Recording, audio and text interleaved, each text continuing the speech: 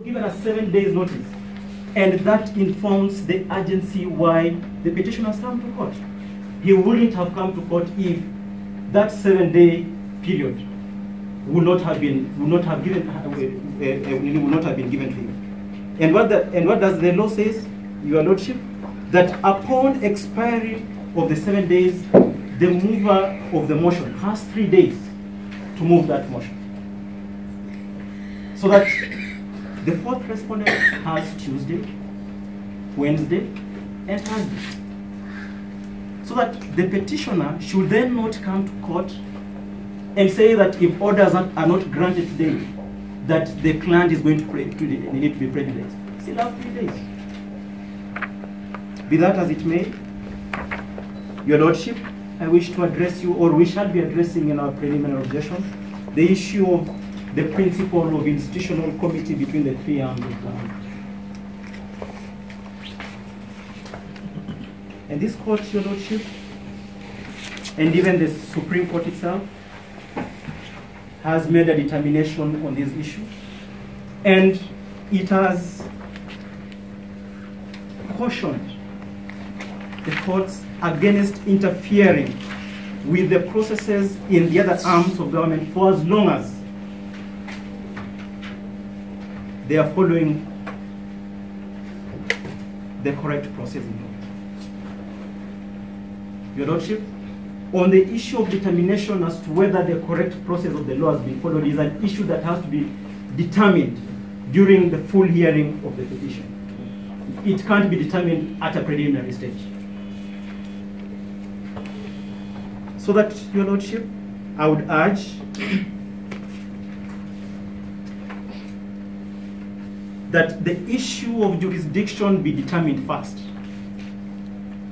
Jurisdiction is everything, and if this court will make a determination that it does not have jurisdiction, then it has to down its tools.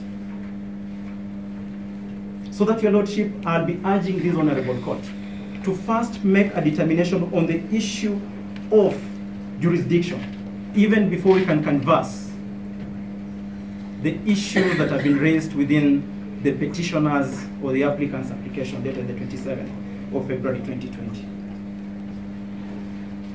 Conservatory orders, and this will be my last submission, and the orders that the petitioners seek are orders that by their very nature are in a way they're going to dispense with even the issues that have been raised in the petition. And the petitioner or the applicant has not demonstrated to this court what prejudice is going to suffer. And whether even this matter, being a personal matter that affects him as an individual, carries any public interest connotation to it. I would urge this honorable court to decline, even at this stage, to issue the conservatory orders, give us an opportunity of putting in our responses, and let's make a determination at the right time. Would your client have an objection to proceeding in accordance with standing orders 57 and 72? Your Lordship, my client prepared a petition and a notice for impeachment. He presented it before the clerk. The clerk approved of it. The clerk forwarded it to the speaker. The speaker approved of it. And he sent a communication to the petitioner. So that, to the best of the understanding of my client, he has followed all the due procedure. And he does not object to the fact that due procedure must be followed? No, he's not objecting. And that is why we are saying that he has followed the procedure. And if the procedure would not have been followed, then the approval from the office of the clerk, he will not have gotten that approval. And neither would he have gotten that approval from the office of the speaker. That shall be all, Your Lordship. Thank you. Before I turn back to the petitioner's counsel, is there any respondent's client who would think that they would proceed even if the procedure is in? We are not in court.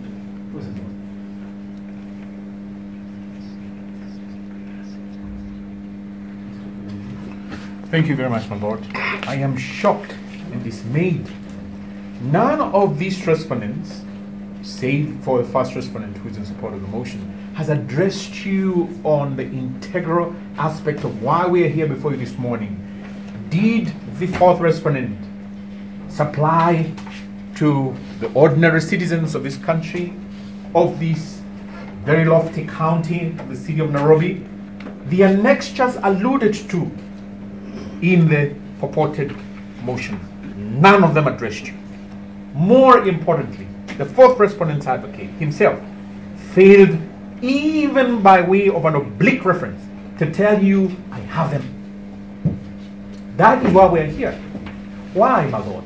Because prima facie,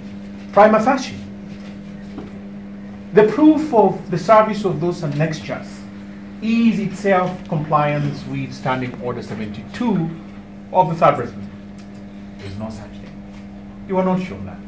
None of them even told you we served. I was surprised, my lord. Even after I see that if you access that web page today, this very moment, you will not download any of those annexures 1 up to 18. None of them told you that I was misleading the court or otherwise was making reference to an illusory reference. So therefore, prima facie, my lord, prima facie, the petition is being taken to the guillotine of the third respondent's quote-unquote impeachment motion scheduled for tomorrow. And then the response by the third respondent is that he will have his day in the Senate. And my lord has asked the third respondent's counsel, would you object to the fact that it is imperative that due process is followed according to your own standing orders? And he answered in the affirmative. He wouldn't object.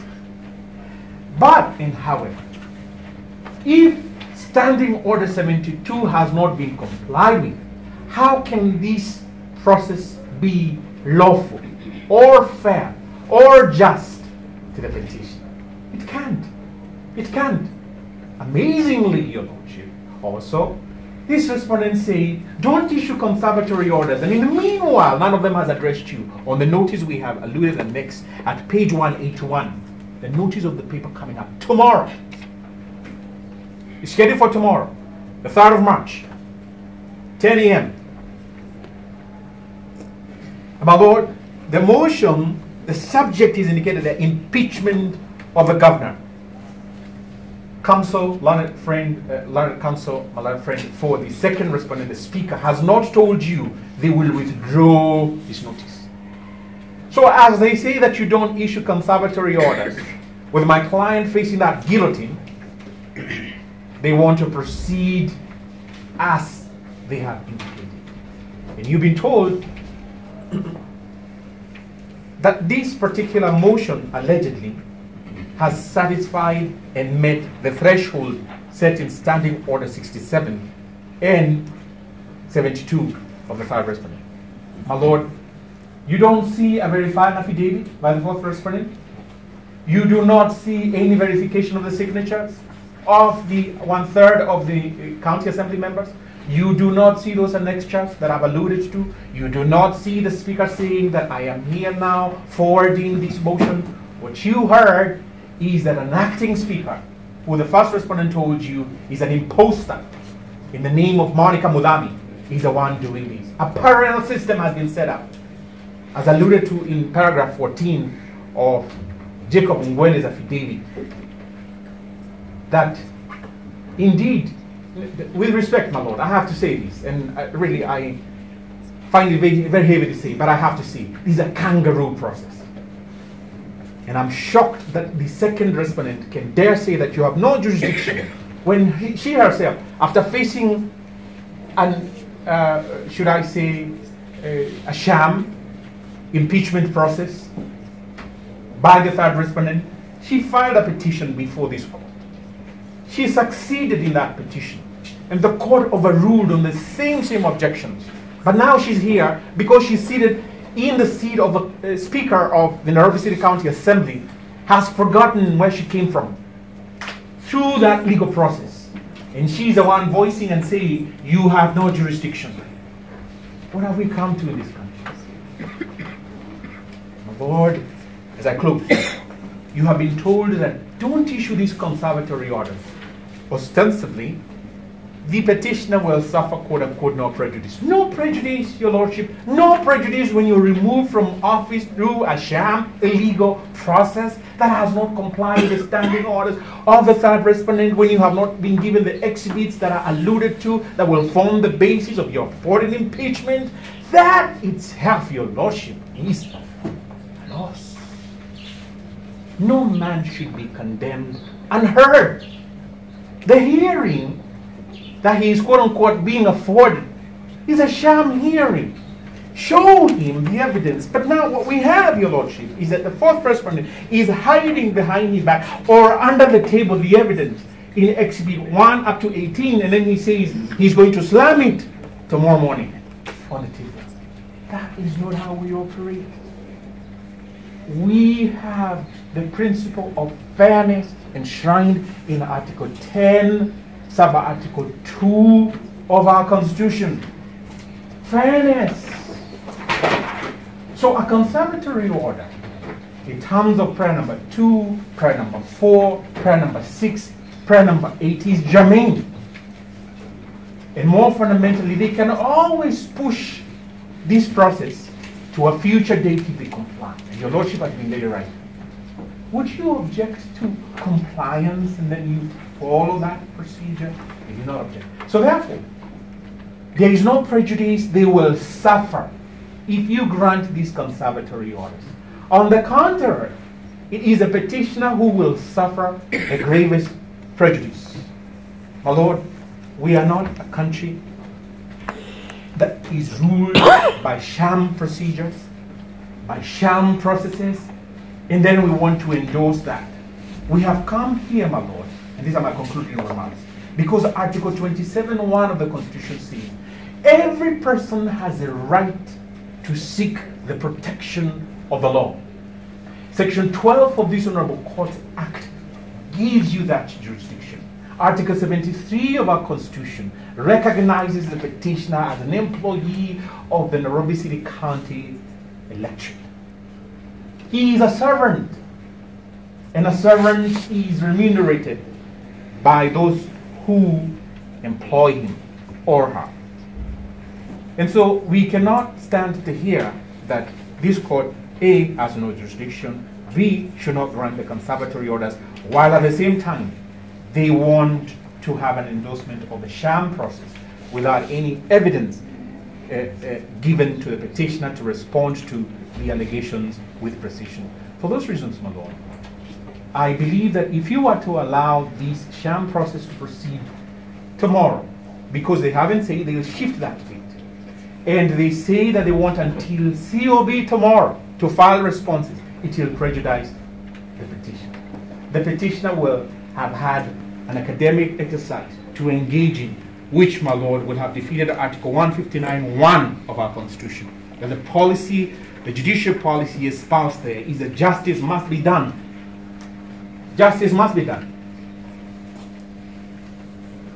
It cannot be done if you allow a sham process to proceed and we'll be clapping and saying that the governor has been impeached.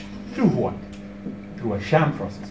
Therefore, we ask that you grant us prayer number 2, prayer number 4, prayer number 6, prayer number 7, and in the meanwhile, such of the respondents that wish to respond can respond.